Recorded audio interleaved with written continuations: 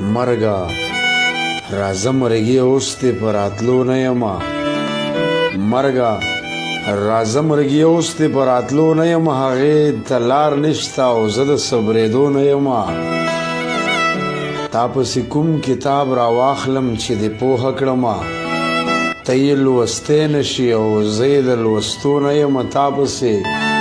کوم کتاب راواخلم چې دې پوهه کړمه ته یې لوستی نه شي او زه یې د لوستو نه یمه